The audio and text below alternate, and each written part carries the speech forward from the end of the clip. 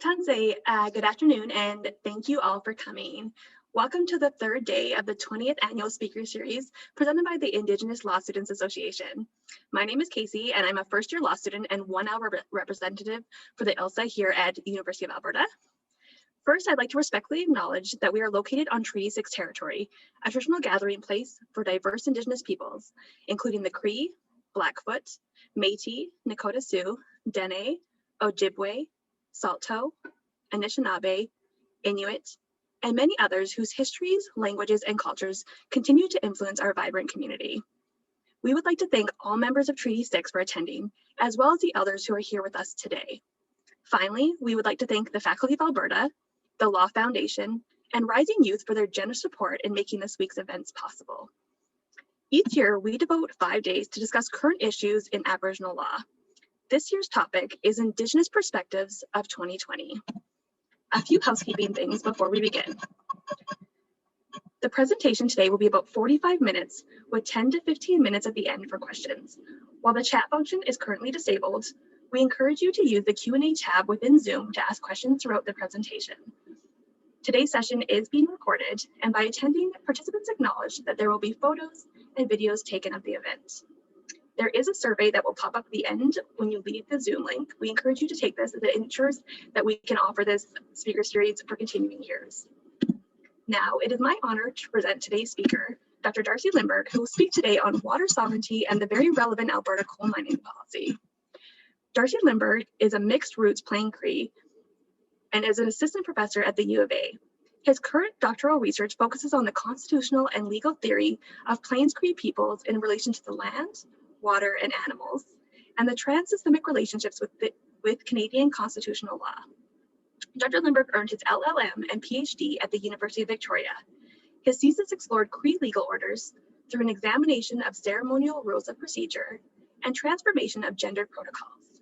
He has published and has publications forthcoming regarding Indigenous law and legal theory, Plains Cree constitutionalism and food sovereignty, and Indigenous citizenship orders. He has also been involved in Indigenous-focused youth leadership development in Alberta for the past 15 years. We warmly welcome you, Dr. Lindberg, and invite you to take the floor. Hello, Tansei Nütsitaapi. Hello, everybody.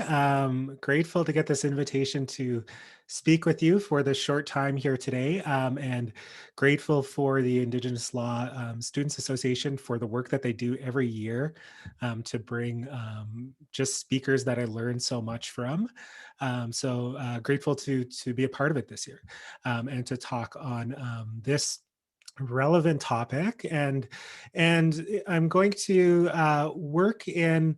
I'm using the Alberta's coal policy as a way to kind of that really generous introduction that Casey had provided, my research on Indigenous laws, on Plains Cree law specifically, and starting to think about our water relationships, our how we think about our legal obligations to water, and how it flows quite literally, but figuratively into all areas of our lives, and why this is such an important thing for not only Plains Cree, but also going to start to think about this question as it flows into other Indigenous legal orders as well. So I'm going to share a screen here, and there's plenty of pictures, so you're not just going to be looking at my just my lovely face here the whole time here as well. So I wanted to center my talk on Indigenous water sovereignty, because really at the center of this is really thinking about what this means, water sovereignty. And so I know that there are people from the law school who are watching this, and people from outside of the law school as well. And there might be different conceptions of sovereignty and what we mean. And I wasn't just using it as a way to draw everybody in, but wanted to think about, we have the Canadian way of thinking about sovereignty, and then also from Indigenous peoples, various legal orders, how sovereignty can take on a different context, and especially with water. And so I'll work us towards that, and we can start to think about the challenge of the Alberta's coal development policy with respect to that here. So I wanted to start here by telling you a story. And so this is actually a picture, a part of this picture that's behind me here. This is an Aaron Paquette painting. So wanted to acknowledge that there's intellectual property going on there. I'm not saying this is mine or anything, but it's a vibrant picture here. And the story I want to center or talk around is the creation of Buffalo Lake. And so this is a story that was told to me by my family. Actually, my older brother told me this story when I was 7 or 8 years old, and I've kind of carried it on. But also, there's other Indigenous nations that use this similar story. So I know, for example, the Tsuut'ina people have this story as well as part of their history, their creation, their governance as well. And so I wanted to center it to think about how we think about water within the story and its purpose in our lives. And so I'm going to take broad steps through the story, but it begins when at a time when hunting was becoming really difficult for Cree people, and so difficult that we put it to ceremony in order to be successful at the hunt. And then so as the story goes, there's this one hunter who is really prolific, and decided that they were going to go into ceremony for 4 days. And so they ceremonied for 4 days. In the telling of the story, the way I was told it, I wasn't told what these ceremonies are, but I'll talk about ceremonies a little bit later in this talk, and you can think about what they might have been. But on the fourth day of doing these ceremonies, this hunter, they dream of a buffalo, a mustus in our language, or Pasquawe mustus as it becomes later known. And they dream of this buffalo, and they know the land so well, they know where it is. And so they set off out for 4 days with a helper, and they journey to this place. It takes them 4 days to get there. And when they get there, just as in the dream, there's a buffalo there. And so this buffalo hunter is good, is prolific, is able to spear this buffalo, but it runs away. And so what they do is they actually follow the trail of this buffalo that's been speared for another 4 days. And then when they finally get to where the buffalo finally succumbs to its injury, the spear is still in the side of the buffalo. And so, as I was told as this story, the hunter goes and takes that spear out. And when he takes that spear out, instead of blood coming forth, water starts pouring out of this buffalo. And so these two people, they sit there and they watch this, and they watch this. This water forms a large puddle around the buffalo, and then eventually it forms a pond. And at that point, the first person, the hunter, decides they need to go back and get the community because they have nourishment here. And so they do that, and it takes, and again, as I was told the story, 4 days to do that, go back and come forth. And as they came back, as the whole community came back towards this buffalo, um, there there was a hill, and what they saw is that this buffalo it eventually made this huge lake, of water around it. And so we have this lake. It's in central Alberta. It's Buffalo Lake. So I didn't put up a map here. Sometimes I do, and you can actually see it's the shape of a buffalo. And so that's the creation of that lake. And so I want us to think about water and its purpose in this story. When we have our human needs of nourishment, and what we're provided is water. And so there's one way of looking at the story as a story that teaches us our legal obligations to water and NIPI. And so I want to put that out there, because then we're going to start to think about this a little bit more as we work through the contemporary day challenge of this coal development policy here. So there's a second part of that story as well that I won't tell here, but essentially is there's disrespect, or in our language we talk about it as pastahoan, for this lake, and buffalo peoples around it as well, and there's a retributive action that occurs that actually splits our communities up in the second part of this story as well. But I'll share that for another time if we ever have the chance to get together as well. So how does this apply to the Alberta coal development policy? And so wanted to introduce this here. I'm going to do fairly broad strokes actually on the coal development policy, and really try to focus on its impact on the water rights and water relationships of Indigenous peoples. But we will work through it and center this talk on it, on the coal development policy. So we know it was created in 1976. For the legal minds out there, take note note that it's a policy and not legislation or statute. So that has had implications on the ability of a government to rescind it, which occurred. So this provided protections for major watersheds in Alberta. So I'll show those in a second here. And this was actually rescinded this June, mostly for the granting of the ability for coal mining to occur in the Rocky Mountains. And so we'll look through that a little bit here. And so this policy is much consternation here in Alberta, a lot of dialogues with a number of communities, including ranching communities, people who live in the foothills of the Rocky Mountains, environmental groups, municipalities, Indigenous nations throughout Alberta. So there's been it's been a part of major political dialogue, I would say, in the last 3 months, especially, but the last 6 months. And this raises special questions for Indigenous peoples and our relationship to water sources. And so one is, where is autonomy over water sources for Indigenous people in Alberta? The second one is, how does a Canadian state water governance system affect the orientation of an Indigenous legal order? And so we'll kind of work through the layers of that in the rest of the time that we have here. And then thirdly, which is kind of the tip of this iceberg is, what are the impacts on the day-to-day good living by Indigenous peoples? So we know that obviously governance affects our abilities in our day-to-day relationships, and we'll work through that here in this short time here. So the coal policy. So these are the broad strokes. So this one map on the left is the land classification for exploration here in Alberta. So we have different categories. So like a number of jurisdictions, category 1, 2, 3, and 4. We see that throughout the world in terms of classification of different uses of land here. And so we know that this policy protected development of, especially within the foothills, and that's been rescinded, consequently put back in, but not without some sort of effect here as well. And so I wanted to draw us to the connection to our sources of water in Alberta here as well. And so you can see on the map on the right, we have these major water systems. So we have the North Saskatchewan and the South Saskatchewan. Key Saskatchewan CP is what we call it in our language. And then we also have the Old Man River in the south.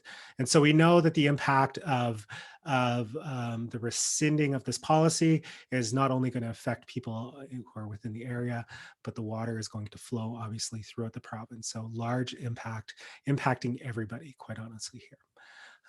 As well. And so it's also important, I want to, because I'm going to start to draw us back into Indigenous law, into the way Plains Cree people think about our water relationships now, is to think about this image of having a source of water at its head, and that feeds us and nourishes us throughout the province.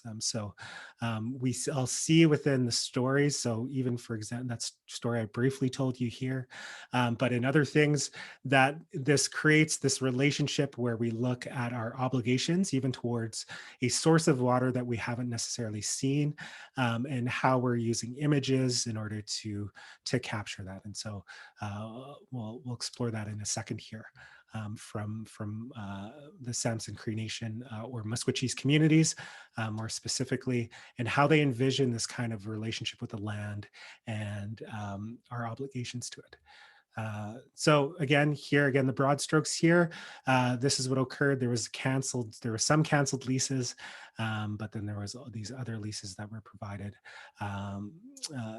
just in the past little bit here. So if you look at the overlay of all these maps, are just in this vital area of water sourcing throughout the province, and in an area that also we know is very fragile. We have fragile ecosystems. We'll talk about how water it converges life. So that story that I talked to you about at the start, a big part of it sustained Cree peoples because it was water, and there was other animals who are going there as well. So we know that we pay special attention these sources. So I would say that's in both legal orders. I would say we know, like, we have our national parks here in Alberta as well, because of the the shared vision of the integrity and sacredness of this land. So this policy here and the rescinding of it really goes to the heart of a lot of legal ordering and the norms that kind of serve the base of it as well. Okay. So that is probably pretty technical, I guess, but for some people who are really into this area, not deep enough. But I kind of want to just put that out as our background to what we talk about as Indigenous water and sovereignty. And specifically, I'm going to talk mostly from a Plains Cree perspective here. And so I wanted to draw us into this idea that water is life. So this is something that is shared by a number of Indigenous nations. So avoiding, pan-indigeneity here and talking about everybody as one. We know that there are similar concepts within our legal ordering across Indigenous nations in territorial Canada as well. And so this poster on the left is by Christy Belcourt, who's Métis from Alberta here, but is currently further east and is an artist. So has visualized this concept of water is life. And the way we think about it for Plains Cree peoples is our word for water is nipi. The etymology of that, which has been provided, this knowledge is provided to me by our old ones from Musqueam communities.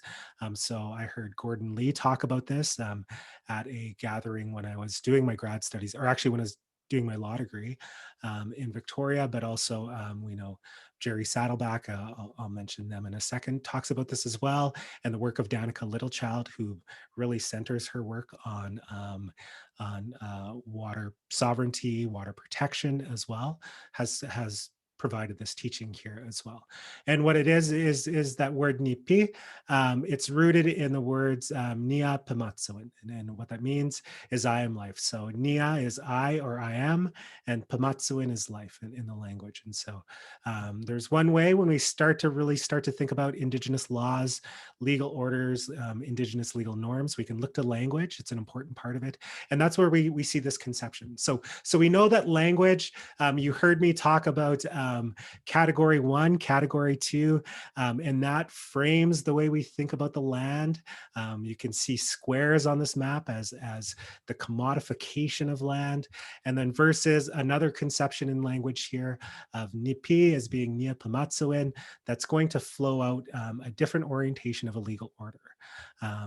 So I want us to think about this orientation from a Plains Cree perspective, and what we actually mean by sovereignty in this respect here. And so as I mentioned, our older ones, they guide us in this. And so this is Jerry Saddleback talking about the land, but also water. And what Jerry Saddleback says is the greatest teaching from this being that the Creator's natural law dictates to us that we take care of Aski, which is the earth. And then we get this metaphor of the earth being like a mother, saying she constantly nurtures us in a compassionate manner as newborn infants nursing. Since time immemorial, we have maintained the purity and the natural flow as a gesture of our compassion for our succeeding generations. And so, again, imagery is important for how we think about law. So when we go back to this map about our sources of headwaters and that flow and that nurturance that the mountains provide us as people in Alberta, it changes how we start to think about our obligations and our protections of waters here. So there's also a question about this. There's a gender question here as well that we won't have time to really discuss here, but I'm always, as that really generous introduction talked about, I'm curious about gender and how we use metaphors as well. So setting that aside here, this idea of nurturance here is really important in how we think about Plains Cree law. And then Danica in her work, so I'm grateful for Danica's work. This obviously came from Danica's work, Jerry Saddleback's quotation there, and Danica talks about the abstraction of water. So the movement away from thinking about water as part of this flow and cycle of our lives towards this abstraction, this commodification. And so Danica says, and certainly devoid of social and ecological relations. So this abstraction is really changing how we relate to water, right?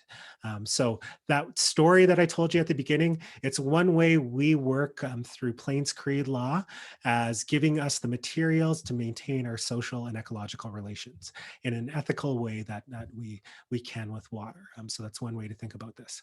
The opposite is this abstraction. What occurs, as Danica Littlechild says here, this has absolved us as individuals and collectives of our responsibilities to water. When we think about our responsibilities to water, we can start to think about how, for example, I shared that really brief story here about what is giving us the teachings, the laws, the practices, the ways to contest practices as well, about our responsibilities towards water. And so here are some of our sources towards water sovereignty. So I didn't have time. I was going to do some really fancy pictures. I didn't have time to do that here. So pardon me for the really blank slide here. But at this point, I want us to start to think about water sovereignty as not a human conception. So it's not nchiyaw people have sovereignty over their water sources. But as you can start to see from that story I told you, from those quotations, from Jerry Saddleback, from that quote by Danica Littlechild, from that teaching within our language about Nipi and Niapamatsuin, that when we think about water as having its own internal autonomy, and what does that mean for our legal relationships around it? And so we can start to draw towards these practices. So within our ways of being, our ways of life. So we talk about as nchiyaw Pamatsubin, Plains Cree living, Plains Cree way of life, as a way to start to teach us what's our relationship with that water autonomy here. And so these are just a few areas where we can think about it. So we can think about ceremonies, narratives. So I told you that story that provides one strand of a teaching that we can rely upon. We have oral histories. So I'm going to talk about treaties in a bit, and those have been carried on by through our oral history, our narrative and oral histories. And so that provides us with our laws towards water autonomy and sovereignty. We have deliberations, so contemporary boardrooms, to use that sort of imagery, where we deliberate upon our relationships, the treaties, language, there's artistic expressions, there's written text as well. So I often think about our legal theory. I know there might be some people who've heard me say this way too much, but the word for law within the Plains Cree language is wiasawawina, and that has been interpreted to mean the act of weaving or braiding or bringing things together to become something. And you can start to see that how that might orient how we think about law in a different way. For example, what students in the law school are learning about federalism, right? There's that sort of constitutional authority, and it flows out, and there's this fight over power, over who controls. In this example, would be water. And when we think about from this Plains Cree perspective, that theory of law that I've just provided you, we're really thinking about how we are using all of these resources to pull together a strong legal system that can really, it can basket, it can control, it can hold our deliberations over what we can, on our decisions on water use, right? And so I've done this way too many times in the past week, but I'm going to do it again. My braid here is a good example that you can pull apart. Just that one story that I told you, you might pull it apart because it, we interrogate it, but when we pull enough things together, we can start to see that legal system has strength. And so it's part of our, we often our elders, they will talk to us about, and they'll say, pardon me, I don't know much. And then they'll go on and share a story that really you just carry with yourself for the rest of your life. And that's just a way of acknowledging that it's not just one Cree person who holds the law is an expert, becomes, the specialist, but it really requires us all to come together and to bring these resources that you see on this page together to make those decisions. And so that's one way we can start to think about methoding our legal orders. There's also another way that we also think about. It's interesting that I got my degrees in this, my graduate degrees, but I know in in communities, to use the words of Winona Wheeler, I'm a fledgling. I'm still learning these laws, and it's a lifetime um, journey towards that as well. And so different orientation of law from nchiyaw peoples here. Okay, so I want to talk about just a couple of these a little bit more in detail. One is ceremony as a source of nchiyaw water sovereignty. And when I think about water sovereignty, again, I'm thinking about water of having its own autonomy, and then how do we contend or we deal with that relationship. And in our ceremonies, nitbi, so water, it's an essential element in many of our ceremonies. And so, for example, this is a picture of a sweat lodge ceremony that we use here. I often think about this picture. Actually, it's like the Cadillac of sweat lodges. It's over this river's edge here. I had a elder who was part of my ceremonial family when I was doing my law degree in the University of Victoria, and they did work in Williams Head Penitentiary there, and they had a similar setup like this over the ocean, and that's what they said. They said it was their Cadillac sweat lodge because it was just such a nice setup. So it makes me think of that every time I see this picture here. But we know in these ceremonies that water is an element that has agency. It becomes alive. It has animacy, and because a lot of them actually involve either deprivation of water, to put it in that sense.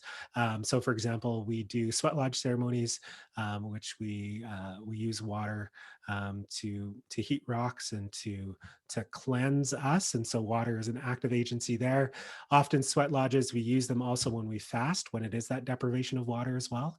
And all of this is really to start to teach us about our relationships, not only with each other as humans, but with the natural world around us, which water makes a big part of that. So I often talk about ceremony as being pedagogy, a place of learning that really sets our relationship to water. It'll teach us our obligations towards it and give us potential processes for making decisions about water relationships.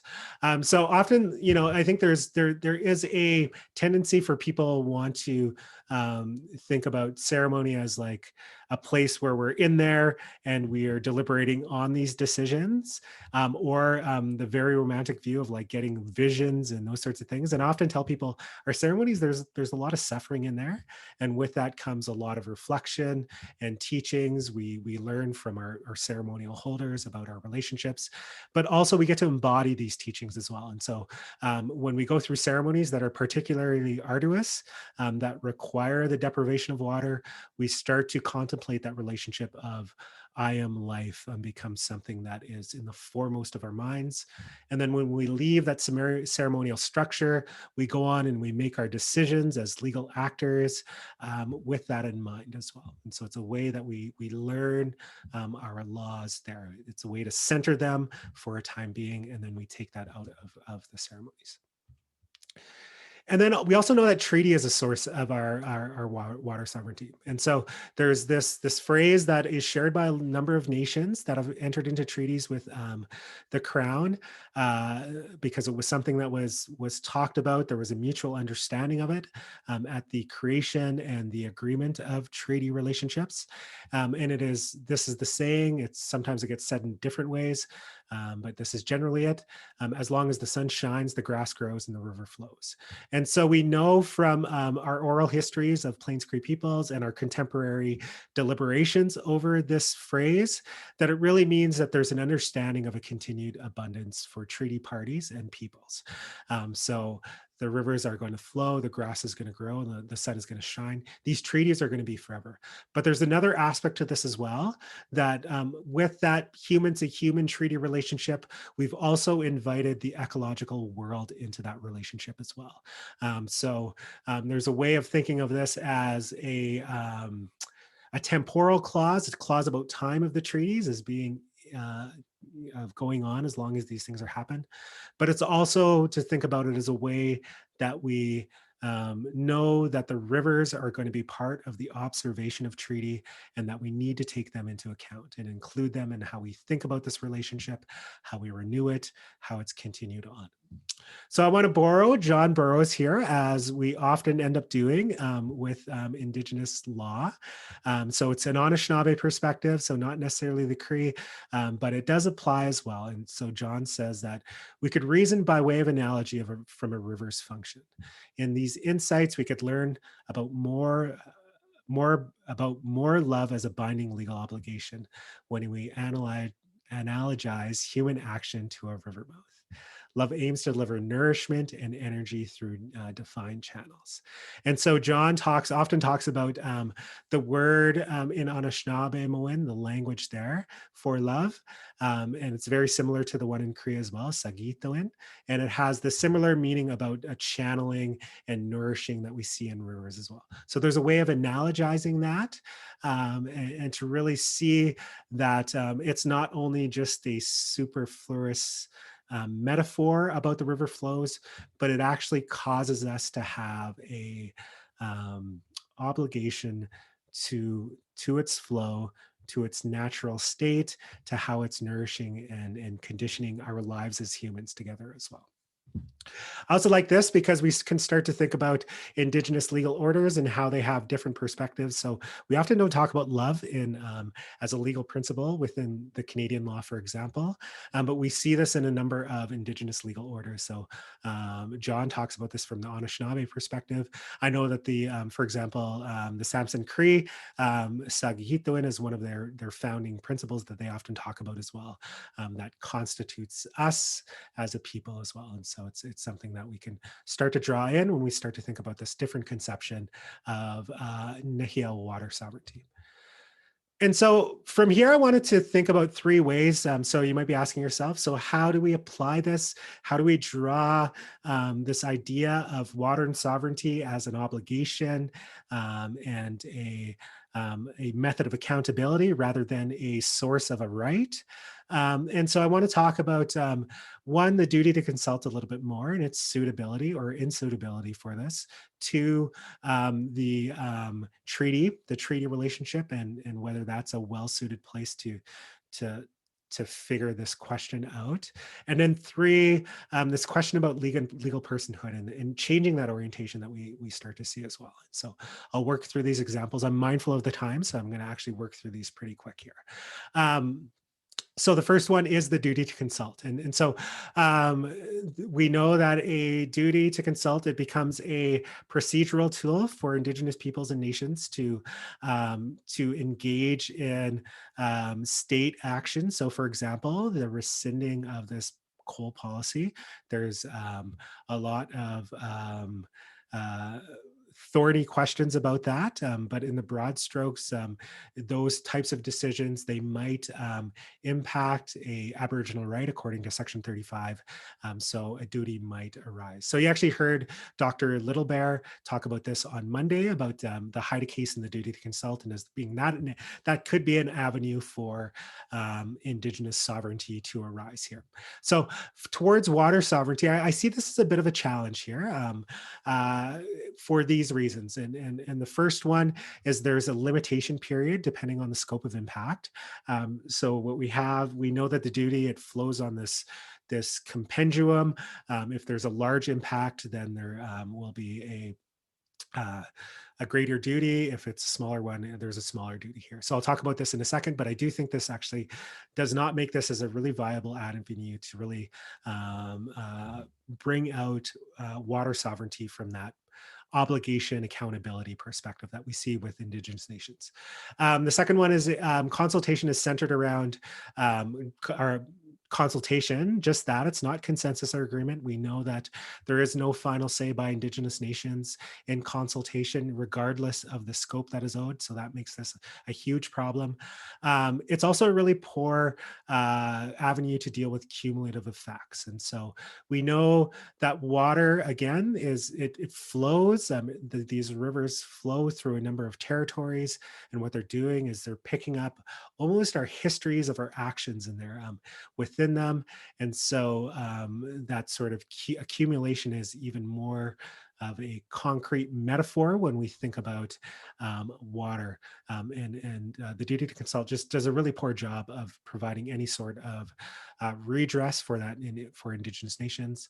And then finally, it really just allows for a price to be put on what is invaluable. So if there's a failure for a duty to consult, compensation might be awarded by a court for Indigenous nations, but that is low compensation for something that is, again, going back to Nia Pamatsuin, the I am life, something that is just really invaluable here. So I put this picture up here. This is Abraham Lake, and this was a lake that is man-made from a dam, and there was a lack of consultation from the Indigenous peoples in this area. So there's Stony and also some Cree people as well that I'll talk about in a second.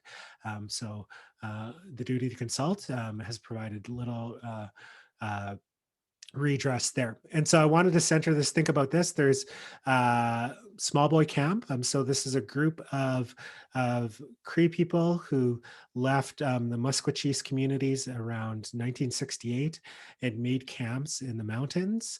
And there, they've been living there, and there's been, even before the rescinding of this coal policy, there was permits that were offered to expand the Cheviot mine there. And so they had been living out there. This is the Cardinal River in blue that you see there.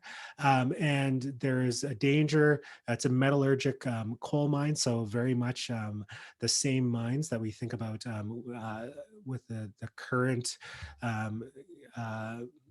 state of coal leases that occurred here as well. And one of the problems is selenium gets as a part of the runoff in these mines, and it gets into the water system and accumulates, and it harms the environment and the peoples who are relying on the water upon it there as well.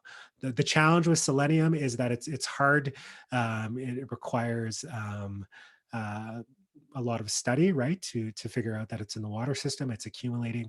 But then there's another way, because we know that for the Mountain Cree, the Smallbey camp, they actually observed in the water the lack of fish, where before they had been there for a number of years. This also was an area, even prior to Smallbey camp taking up camp here, that Plains Cree people used for hunting and ceremonial purposes since quite honestly, time immemorial there as well. So this long history of observation of the land and knowing that something has changed is what Smallbey Camp has seen here. And the duty to consult, so the redress that it offered them is actually, they didn't get notice because the company didn't provide notice that they were looking for these permits, and they missed a deadline, which I think it was 6 weeks they had to file a notice. They actually didn't get wind of these permits till long after as well. And so, so a lot of challenges there in order to bring up water and sovereignty. I also wanted to talk about the Nütsitaapi water protectors, but I'll do this really briefly. There as well, there's this group. So Nütsitaapi is Blackfoot peoples, and there's Grassy Mountain, which is one of the more contentious ones of these coal leases that occurred. And the struggle that they're having is that notice was actually given to the formal leadership of their community, but not according to the water protectors here, disseminated throughout where they could provide an opposition to this as well. And so you could see that duty gets fulfilled through that notice, but isn't getting disseminated throughout the community as well. And so again, challenges in the duty to consult process there. So I want to talk about water sovereignty and treaty relationships. Again, I believe that these are challenged by treaty relationships. So this idea of Indigenous water sovereignty, so thinking even from a Plains Cree perspective, because of these three areas. There's a historical monopolization of treaty interpretation.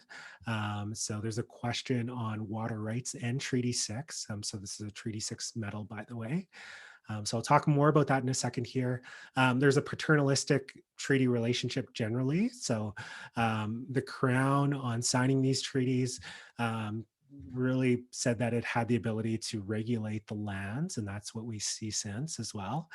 We also know that there is transfer of lands, for example, in the National Resource Transfer Act that was done unilaterally between the federal government and the provinces without any input of Indigenous signatories on treaties as well. So very paternalistic history to these.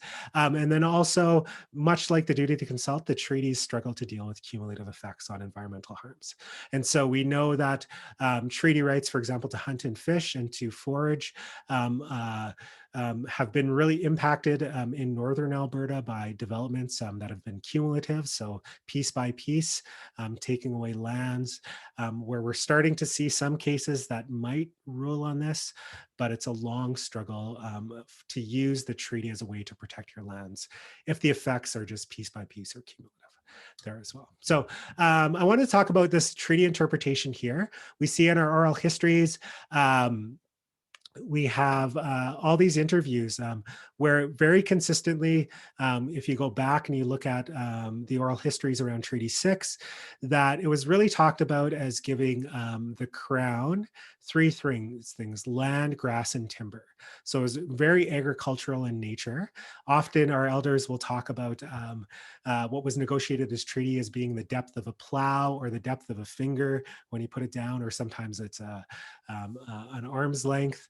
But meant enough to be able to plant lands. And so when the question becomes about water, you can see these are just excerpts from some of these interviews where they all say that water wasn't even considered as a part of the treaty. So water rights, there was no contemplation that they were giving up water there as well. So part of this is that water just was something that is just so integral to people that it just wasn't even considered to be a commodity in some respects. But also there's poignant questions about water and mountains specifically in these interviews where they say, no, like this wasn't even considered. I've also seen some of our other oral histories where they talk about the land surrendering or to use that in a very contested way about surrendering land for land, grass, and timber, that it actually stopped at the Rocky Mountains as well. And so that wasn't a part of treaty. So our oral histories don't touch on water, but more so would say that we continue to hold those. And so that becomes a question of the orientation of treaty interpretation in Canada. Okay, so I want to just take a few minutes here before we turn it over to questions, is this third part, which becomes more of a viable avenue when we think about thinking of water sovereignty as water autonomy, that Plains Cree way that I've kind of positioned for us here today. And so just this last couple of weeks, we've seen this idea of legal personhood that we see in other jurisdictions throughout the world make its way to Canada here. And this is with the Magpie River in northern Quebec here. So here, this river was given, and I use this term with the air quotes here, legal personhood.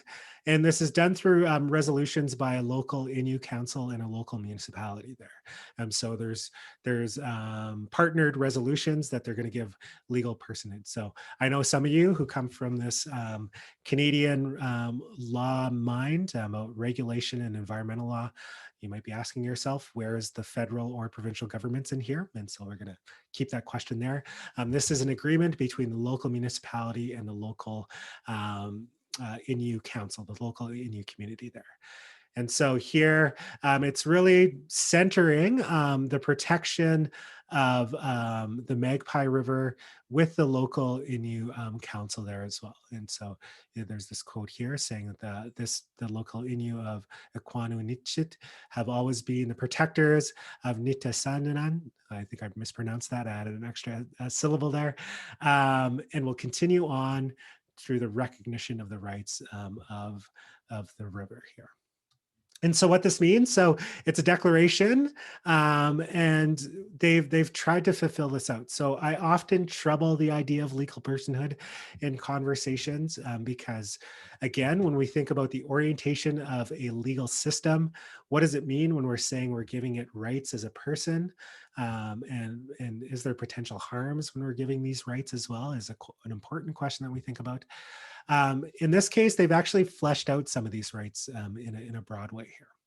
And so what they've granted these 9 rights to the river: the right to flow, the right to respect its cycles, the right for its natural evolution to be protected and preserved, to maintain its biodiversity, to fulfill its essential functions within an ecosystem, to maintain its integrity, to be free of pollution, to be regenerated, and to be, I think it's restored. That's a typo by me. So you can think about all those things when I like this move because when I think about, for example, obviously we're dealing with different legal systems, but if we're to use this, for example, for the North Saskatchewan River or even the Cardinal River, you can start to see where it changes the orientation of the conversation that we're having.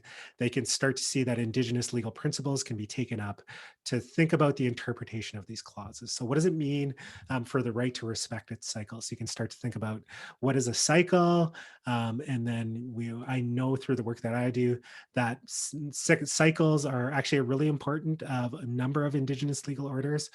Some talk about it as a seasonal round. Some talk about it as our moons, those sorts of things.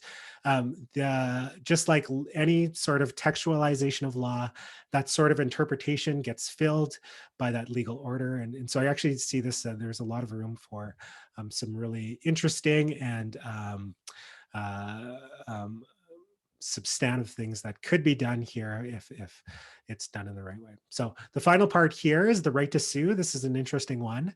It brings up questions about who is being sued, for example, and then who is bringing this right forward, because we know that the river is not going to be doing the process that we have that might flow out of here. So that these laws are going to be interpreted by people. So there's interesting questions that flow out of personhood in this respect here as well. Okay, so I want to conclude there, and then I'm interested in hearing everybody's questions. I'm sorry if that was, I was trying to make it less academic, but I feel like I'm right in the midst of it, so I was there. But I wanted to leave you with this question or this comment that I've heard my old ones, so people in ceremonies and within my family as well, talk about in a number of different ways, but actually expressed exactly like this as well, is this idea or this vision that those who stay close to the land will be protected. And so we can think about that as a metaphoric way of thinking, like, we need to, when we govern ourselves, when we decide how we want to move about as a collective of people, that we have an environmental bent, we go out in the land, we know about our waters, we have environmental education, we have, we're ecologically sound in our practices. There's that way of thinking about this. And I've actually started to think about this more directly to what it means. And in our era of COVID-19, we should be thinking about this specifically like this. We know that pandemics, the threat of them continues to arise when we lose biodiversity, right? And so we can see a direct link of being abstracted, again, using Danica Littlechild's thought there from the land, and how we become vulnerable when we do that. And then we can start to even just think about this with water. We know that once our water sources are threatened, that we're actually going to see this as just actually a real statement that when we're staying closer to the land and these laws and this respect and this relationship with water, that we're all going to be the better protected here as well. So I wanted to share that. This is a picture of my little one there, and this is at the arts park here, and it's his name is Nütsitaapi as well. And so teaching him how to sit in the grass there in order to fulfill these visions. Okay, so I'm going to stop there, and I really will value people's comments and questions on anything that we've talked about here.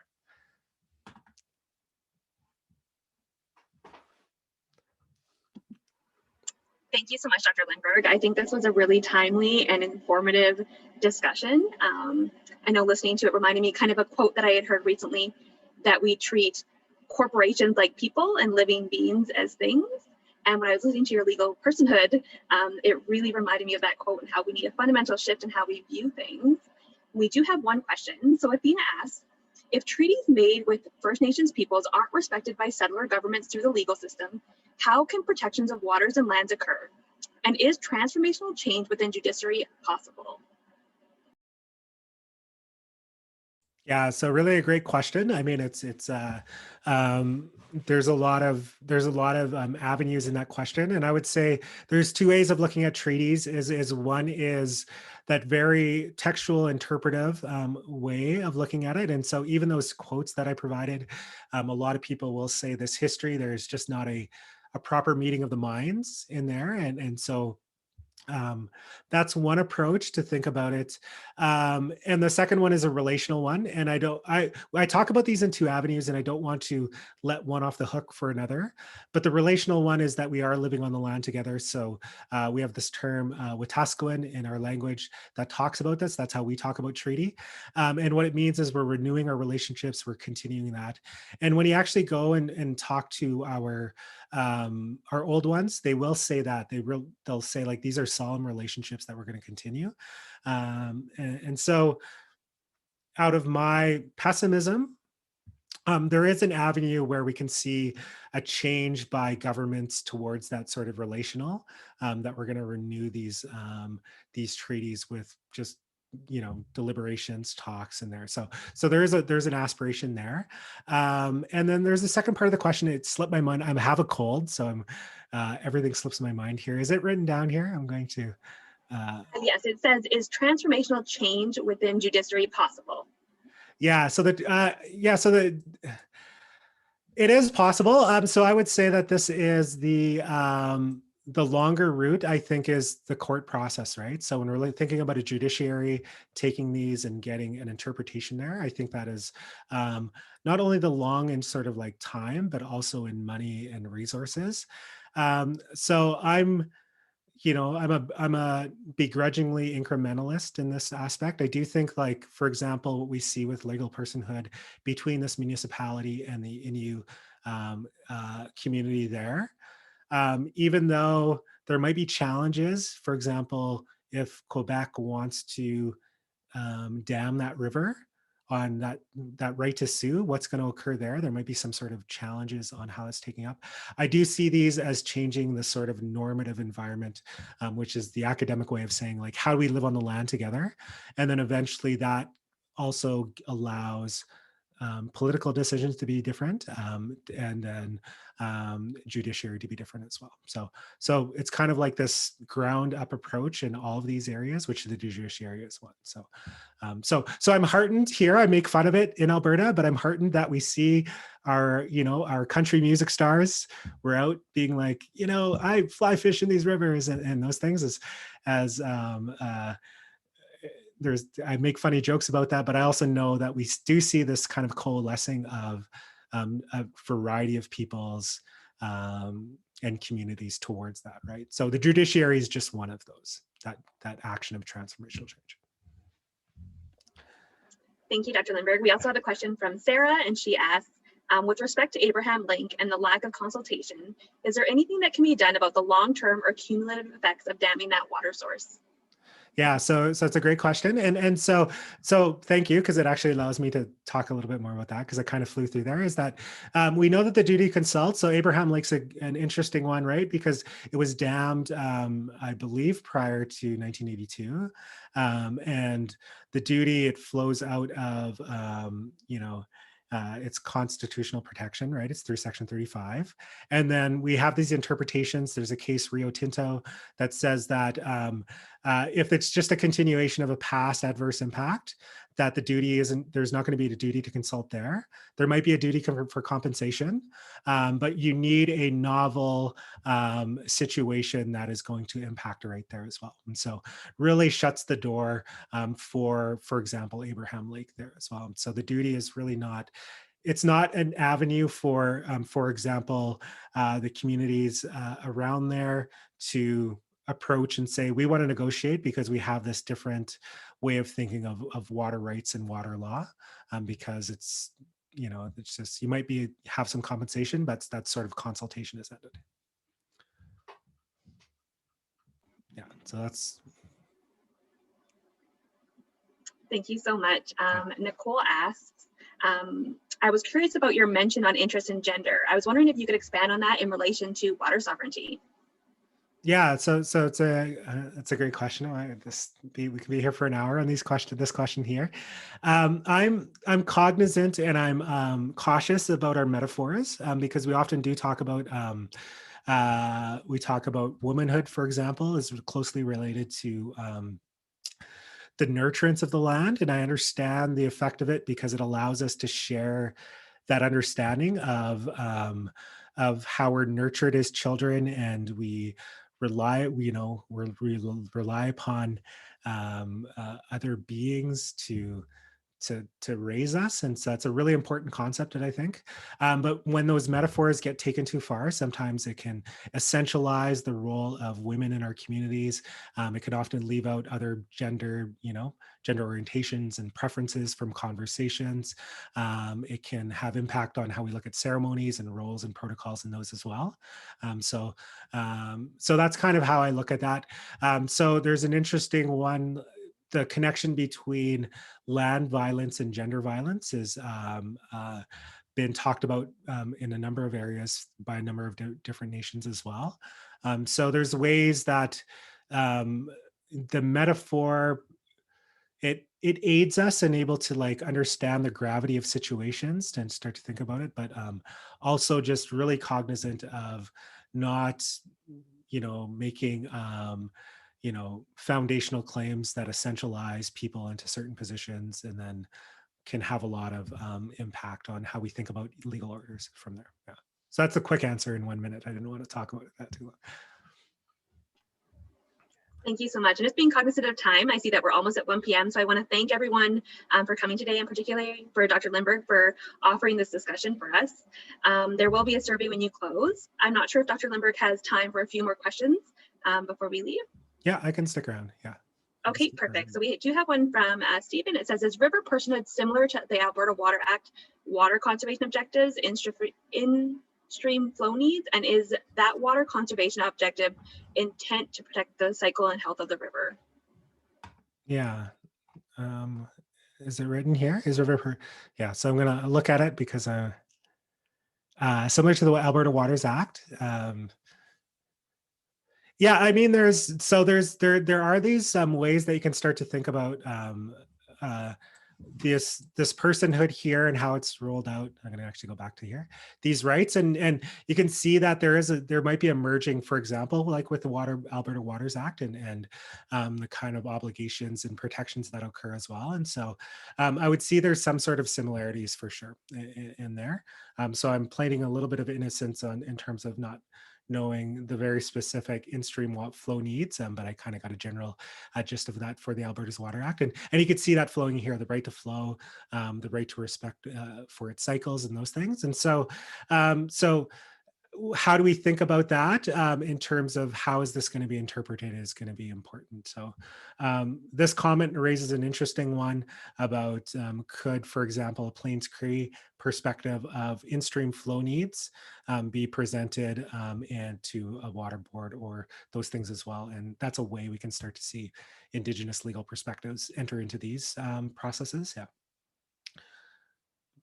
So I hope that answers the question and adds a bit of a comment there as well.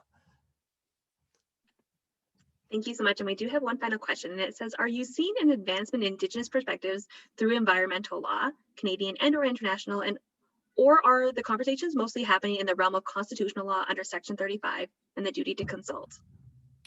Yeah, so really great question. So I think there is, I would say, like, if you actually look at Section 35 and the duty to consult, if you get to the granular level, they really are questions about ecological governance and conservation. Um, so the conversation is there. The effect is debatable whether this provides a lot of protection. But in terms of so that's that top down constitutional interpretation of 35 way. And then we can think about using the sort of ground up normative level. We actually do see quite a bit of this as well. There's a lot of partnership between organizations and Indigenous communities on environmental measures. So for example, this legal personhood one in the Magpie River, I know CPAWS was on the skirts of this and in making it happen as well. And then we're also actually seeing a lot of environmental organizations that really use the very colonial perspective and language of, like, we got to protect the wilderness, and just no regard to Indigenous people's histories and the laws and governance of ecological territories. We see a bit of a move to remediate that by organizations in thinking that, and then to move forward in a conversation about Indigenous laws in those as well. And so there's a lot of movement there as well, if that makes sense. So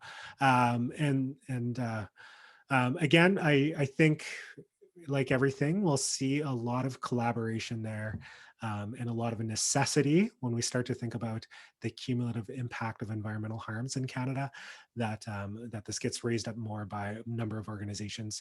Municipalities is becoming an interesting one, even here in Amiskwichi, Waskahegan. I know within the past 5 years, they talked about even just having ceremonial parks, like parks or areas where that long list of Indigenous nations that you mentioned, Casey, at the start here, that there's a place where ceremonies from those Indigenous nations can occur there. There's a lot of really where what we think about in law schools can be really stagnant sometimes, or it takes a long time to see progress. When we look at the municipal level, we see actually a lot of movement in terms of this kind of relationship and thinking about solutions to this.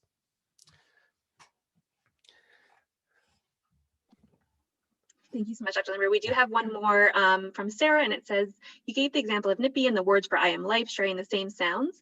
Can you point us to some works to learn more about this? Some words? Some